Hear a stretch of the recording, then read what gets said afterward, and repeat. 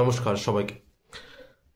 একজন সাবস্ক্রাইবার বন্ধু জানতে চেয়েছিলেন পাইলসের বিষয়ে যদি কোনো যৌগিক সমাধান অর্থাৎ বিভিন্ন যোগাসন দ্বারা পাইলস বা রেকটাম সম্পর্কিত অন্যান্য যে সমস্ত ফিসার ফিস্টুলা জাতীয় সমস্যা সেইগুলোর কোনো সমাধান আছে কিনা। তো আমাদের অ্যাকর্ডিং টু যৌগিক ফিলোসফি যেখানে রেমেডিক্যাল যোগা রয়েছে সেই ক্ষেত্রে কিন্তু পাইলস যেহেতু একটি এমন অসুখ যেটি অত্যন্ত যন্ত্রণাময় বিরক্তিকর ও বটে, এটা কিন্তু বিভিন্ন কারণের উপর নির্ভর করে। আমাদেরকে আগে সেই কারণগুলো খুঁজতে হবে। সেই কারণগুলি সমূলে কারণগুলি খুঁজে পেলেই এই অসুখটিকে মূল থেকে সারানো সম্ভব বা এটিকে হওয়া থেকে আমরা বাঁচতে পারি। এর যেটা মূল জিনিস সেটা হচ্ছে খাদ্যাভ্যাস এবং লাইফস্টাইল দিক থেকে প্রথমেই যেটা আছে যে খাদ্যাভ্যাস এবং কনস্টিপেশনের সমস্যা।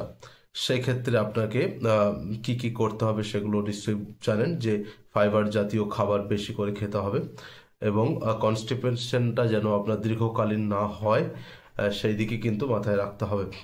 তো এই যে পাইলস সেটা কিন্তু রেকটামের বাইরে ভেতরে যেখানে খুশি হতে পারে। এটা অনেকটাই ওই শিরাস্ফীতি আমরা বলতে পারি, যেটা কিন্তু একাধারে ফোলাভাব দেখা দেয় এবং অনেক সময় তা ভেতরে এবং বাইরে দুই জায়গাতেই থাকে। অনেক সময় প্রচণ্ড চুলকানির প্রাদুর্ভাব ঘটে। এছাড়াও বেশিরভাগ ক্ষেত্রে কিন্তু কিছু একটা বাইরে বেরিয়ে আসছে এরকম একটা অনুভূতি হয় রোগীদের মধ্যে। তো এইবার আসি যে কি করবেন কি করবেন না, এগুলো আপনাদেরকে মেনে চলতে হবে। তো ফাইবার জাতীয় খাবারের পাশাপাশি যেটা আপনাকে পর্যাপ্ত পরিমাণ জল, অনেকেই বলেন প্রচুর জল, অ্যাকচুয়ালি পর্যাপ্ত পরিমাণ জল কথাটা, আপনাকে পর্যাপ্ত পরিমাণ জল খেতে হবে, আপনাকে হাইড্রেটেড থাকতে হবে। স্টুলসের যেন পাসিংটা ভালো হয় তার জন্য আপনার অবশ্যই কনস্টিপেশন অর্থাৎ কোষ্ঠকাঠিন্যের সমস্যা থাকলে চলবে না। According to your digestive system আপনাকে যে কোনো প্রকারই হোক না কেন খাদ্যাভ্যাসের পরিবর্তন, এক্সারসাইজ আনতে হবে। আপনাকে কিন্তু পাসিং অফ বাউলসটা কিন্তু ঠিকঠাক রাখতে হবে, অর্থাৎ খুব কোষ্ঠকাঠিন্য যেন না আসে এবং তার জন্য আপনাকে মাথায় রাখতে হবে। আর ঘুম কিন্তু আমাদের এদিক দিয়ে একটা গুরুত্বপূর্ণ ভূমিকা পালন করে। ঘুমটা আপনার পর্যাপ্ত হওয়া উচিত।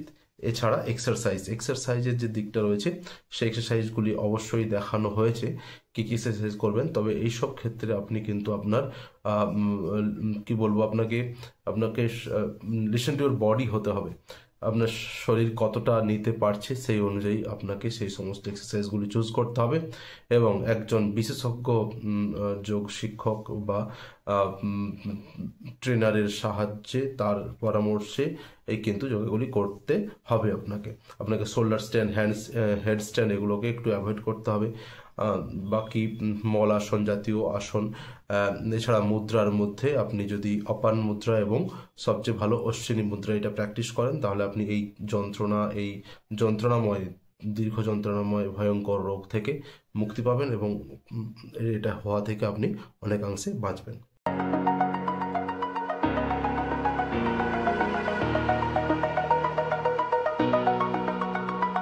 প্রথমে দেখছেন মলাসন।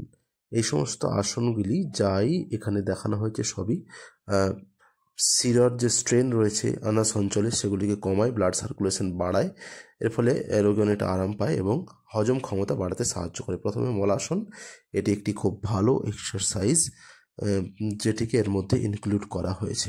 আপনার হাঁটুর সমস্যা থাকলে আপনি এটা করতে যাবেন না, আপনি এইটার বদলে এরপরে আপনি পবন মুক্তাসন করতে পারেন। পবন মুক্তাসনের ক্ষেত্রেও আবার আপনার হার্টের সমস্যা থাকলে করতে যাবেন না। পবন মুক্তাসনের দুটি পা একসাথে করা হয়েছে। যদি আপনার সমস্যা থাকে তাহলে আপনি একটি পা দিয়ে করবেন। হাঁটুর সমস্যা থাকলে হাতটিকে একটি পায়ের হাঁটুর ভেতরের দিকে ধরে ভাঁজ করে নিয়ে আসবেন এবং হাই ব্লাড প্রেশার এবং হার্টের সমস্যা থাকলে এই আসনটিকেও আপনাকে কিন্তু এড়িয়ে যেতে হবে। সেক্ষেত্রে আপনাকে ডাইজেস্টিভ সিস্টেমের উপর নজর রাখতে হবে যাতে আপনার হজম ক্ষমতা ঠিকঠাক থাকে এবং যেন স্টুল পাসিংয়ের ক্ষেত্রে কোনো সমস্যা না হয়, এটি মাথায় রাখতে হবে। এই সমস্ত আসনগুলি 3 থেকে 4 বার হলাসন প্র্যাকটিস। প্রথমে অর্ধ হলাসন প্র্যাকটিস করবেন। এইভাবে পায়ের টো ওপরের দিকে টান টান অবস্থায় থাকবে। এই হলাসন আপনার কি করে, আপনার যে এনার সঞ্চলের যে শিরা উপশিরা ব্লাড সার্কুলেশনের শিরাগুলির ওপর চাপ কমাতে সাহায্য করে, অনেকটা রিল্যাক্স করে দেয় আপনার ওই জায়গার মাসলগুলোকে। এর ফলে আপনার যিনি পেশেন্ট হন তার অনেক ক্ষেত্রে রিলিফ ঘটে। যারা পারবেন তারা এই হলাসনকে পূর্ণ হলাসনে রূপান্তরিত করতে পারেন, পূর্ণ হলাসন প্র্যাকটিস করতে পারেন। এই পূর্ণ হলাসন আপনার অবশ্যই জন্য, পাইলসের জন্য বা এনার সম্বন্ধীয়, রেকটাম সম্বন্ধীয় যে কোনো রকমের সমস্যা আপনি করতে পারেন। সেক্ষেত্রে আপনার হার্ট স্ট্রং থাকতে হবে এবং আপনার শরীর কিন্তু সুস্থ থাকতে হবে, এটা করবার উপযোগী থাকতে হবে। আপনার স্পাইন যদি সায় দেয় তাহলে আপনি এটা অবশ্যই করুন। হলাসন খুব ভালো একটি এক্সারসাইজ। তবে এগুলির শেষে আমি একটি বিশেষ মুদ্রা জানিয়ে দেবো যেগুলো আপনাকে অ্যাপ্লাই করতে হবে। এরপর চলে আসি ভুজঙ্গাসন। ভুজঙ্গাসনের এটা একদম পূর্ণ ভুজঙ্গাসন দেখানো হয়েছে। এটা অনেকেই পারবেন না, যারা পারবেন তাদের আবার এই রোগটা হবে না। যাই হোক, জোকস অ্যাপার্ট, এইটা যদি আপনি করতে না পারেন, এরপরেই রয়েছে অর্ধ ভুজঙ্গাসন বা ভুজঙ্গাসন, নর্মাল ভুজঙ্গাসন বলতে পারি, অর্ধ ভুজঙ্গাসন বলাটা ঠিক না। তো নর্মাল যেটা ভুজঙ্গাসন, আপনি জাস্ট হাতটাকে পামের ওপর, ফেসটা ম্যাটের ওপর পাম রেখে করতে পারেন বা এই কোনোই পর্যন্ত এভাবে এটা করতে পারেন। এই পদ্ধতিতে, এই এই আসনরত অবস্থায় আপনি যদি অশ্বিনী মুদ্রার প্র্যাকটিস করতে পারেন খুব ভালো হয়। এবং অশ্বিনী মুদ্রাটা কি সেটা আমি ভিডিওর একদম শেষে আমি একটা দেখিয়ে দিয়েছি, বা সেটা একটু শুনে বুঝে নেওয়ার ব্যাপার আছে। যাই হোক, এটা আপনি পুরোটা দেখুন। তারপর প্রথম 7 দিন আসনগুলি করার পর অশ্বিনী মুদ্রাকে আসনের সঙ্গে অ্যাপ্লাই করুন।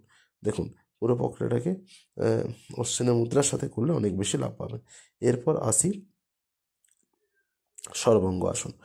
সর্বাঙ্গ আসন একটি ভালো এক্সারসাইজ। দেখুন, এতে কি হয়, আমাদের অভিকর্ষজ টানের অপোজিটে ব্লাড সার্কুলেশন করতে সাহায্য করে এবং এটিও কিন্তু একটা রিল্যাক্স দেয় আপনার পেলভিক মাসল অঞ্চল এবং রেকটাম অঞ্চলের সমস্ত মাসলগুলিকে। এই সর্বাঙ্গ আসন যেহেতু সর্ব অঙ্গের আসন এবং এটি পাইলস জাতীয় সমস্যার ক্ষেত্রেও খুব ভালো একটি জায়গা দখল করে রাখে, এটি করানো হয়ে থাকে। তো এগুলো মাথায় রাখতে হবে।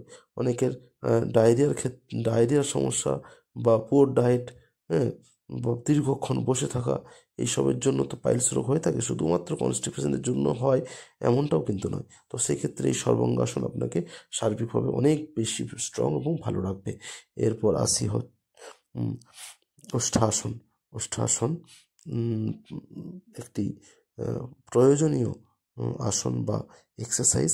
এটাকে আপনারা আসনের মতো করেই করবেন, অর্থাৎ এই ওষ্ঠাসন আপনাকে স্টে করতে হবে কিছুক্ষণ, মিনিমাম 10 থেকে 15 সেকেন্ড। তারপর আপনি আগের পজিশনে আসুন। ওষ্ঠাসন আপনাকে খুব ভালো এবং উপকার দেবে। এরপর আমরা চলে আসছি সুপ্ত বজ্রাসন। সুপ্ত বজ্রাসন আপনার ডাইজেস্টিভ সিস্টেমের জন্য খুব ভালো। কনস্টিপেশনের সমস্যা যারা ভোগেন, তারা যদি এনাফ হাইড্রেটেড থাকেন, সঠিক প্রক্রিয়ায় খাওয়ার অভ্যাস করেন এবং জল পর্যাপ্ত পরিমাণে খান এবং এই খালি পেটে সুপ্ত বজ্রাসন এবং ভরা পেটে বজ্রাসনের অভ্যাস করেন, তাহলে কিন্তু এই প্রবলেম আপনাকে আর আক্রমণ করবে না বলেই আমার বিশ্বাস। সুপ্ত বজ্রাসন দেখে নিন, ইজিলি শুয়ে থাকুন। সুপ্ত বজ্রাসনের ক্ষেত্রেও কিন্তু কিছু বিধিনিষেধ রয়েছে। যথেষ্ট শারীরিক দক্ষতা, রেসপিরেটরি অর্গানের কোনো সমস্যা না থাকলে এবং হার্ট ঠিকঠাক থাকলে এবং স্পাইনের বিশেষ সমস্যা এবং হাঁটুর সমস্যা না থাকলে, কোমরের সমস্যা না থাকলে, তবেই কিন্তু আপনি সুপ্ত বজ্রাসন করতে পারেন। আসলে আসন করবার চেয়ে কোন আসন করব না, এই জ্ঞান থাকা অনেক বেশি জরুরি। আসন করতে গিয়ে যেটুকু আপনি লাভ পাবেন, যদি ভুলভাল আসন করে ফেলেন, আপনাকে যা শ্যুট করে না, তাহলে কিন্তু অনেক বিপদে পড়বেন। এইটি বজ্রাসন দেখানো হয়েছে, যেটি আপনি খাবার পর দুপুর রাত্রে করবেন। এই বজ্রাসন ডাইজেস্টিভ সিস্টেমের জন্য আপনার খুব ভালো, হজমে সাহায্য করে। সব রকমের যৌগিক বইতে বা বিভিন্ন জায়গায় এই বজ্রাসনের কিন্তু অনেক অনেক নাম করা হয়েছে। এই বজ্রাসনকে কিন্তু বারবার রেকমেন্ড করা হয়েছে। অতএব খাওয়ার পর বজ্রাসন কিন্তু এই কনস্টিপেশনের সমস্যার জন্য মাস্ট। এবার আসি যে কিভাবে আপনি বুঝবেন অশ্বিনী মুদ্রা কিভাবে করবেন। যে কোনো একটা আসনে বসুন, সুখাসন বা সিদ্ধাসন, যে কোনো একটা আসনে বসুন। আসনে বসে এইভাবে আপনি বসার পর আপনাকে রেকটাম এরিয়ায় নর্মাল শ্বাস প্রশ্বাস নিন এবং রেকটাম এরিয়ায় আপনি আবার মনস্থিত করুন। এরপর ধীরে ধীরে শ্বাস গ্রহণ করুন। গ্রহণ করার সময় আপনি আপনার মলদ্বারকে সংকুচন করে ভেতরের দিকে নিয়ে যাওয়ার চেষ্টা করুন। এবার যতক্ষণ ধরে শ্বাস নিয়েছেন তার একটু বেশিক্ষণ ধরে শ্বাস ধীরে ধীরে ছাড়ুন এবং ধীরে ধীরে সেই সংকোচনকে খুলে দিন। এবং এইভাবে আপনি শ্বাসের সাথে সাথে, শ্বাস নেওয়ার সাথে সাথে মলদ্বার সংকুচিত করুন এবং শ্বাস ছাড়ার সাথে সাথে মলদ্বার শিথিল করে দিন। এই পদ্ধতিটিকে কিন্তু অশ্বিনী মুদ্রা বলা হয়ে থাকে। অনেকে অশ্বিনী মুদ্রা কুম্ভককে করে থাকেন, অর্থাৎ শ্বাস নিয়ে শ্বাস বাইরে ছেড়ে দিয়ে বাহ্য কুম্ভক করে এরপর অশ্বিনী মুদ্রাকে 5 থেকে 6 বার জাস্ট সংকোচন প্রসারণ করে থাকেন। এটা একটা পদ্ধতি বটে, তবে আপনি প্রথম অবস্থায় শ্বাস নিয়ে কোনো রকম কুম্ভক না করে অশ্বিনী মুদ্রা প্র্যাকটিস করুন। এবারে বলছি, এর আগে যে সমস্ত আসনগুলো আমরা দেখিয়েছি, বিশেষ করে সর্বাঙ্গ আসন বা বিপরীতকরণী মুদ্রা আপনি করতে পারেন। সর্বাঙ্গাসনের চেয়ে একটু আলাদা, যেখানে আপনি পাটাকে রেস্ট দেবেন দেয়ালের সাহায্য নিয়ে যদি করেন। এছাড়াও আর যেগুলো আপনি করেছেন, যেমন পবন মুক্তাসন এবং অর্ধ হলাসন, এই সমস্ত আসনগুলি করা অবস্থায়, এই আসনে থাকা অবস্থায় যদি আপনি এই অশ্বিনী মুদ্রার অভ্যেস করেন বা আপনি কাজের মাঝেও চেয়ারে বসে থাকা অবস্থায় যে কোনো সময় এই অশ্বিনী মুদ্রার যদি অভ্যাস করেন, তাহলে কিন্তু অনেক ভালো উপকার আপনি পাবেন। তো আশা করি অশ্বিনী মুদ্রা বুঝতে পারা গেছে। এই সমস্তগুলি যদি আপনি করেন, আশা করছি পাইলসের সমস্যা আপনাকে আক্রমণ করতে পারবে না। যদি করেও, আপনি আগের চেয়ে অনেক অনেক বেশি ভালো থাকবেন। এই যন্ত্রণাময় রোগ থেকে শারীরিক সুস্থতা আপনি পাবেন। তো আরেকবার সবার সুস্থতা কামনা করে আজকের ভিডিও শেষ করছি। নমস্কার, ধন্যবাদ এতক্ষণ পাশে থাকার জন্য। যদি ভালো লাগে পাশে থাকুন, সাবস্ক্রাইব করুন, ছড়িয়ে দিন। ধন্যবাদ, ভালো থাকবেন।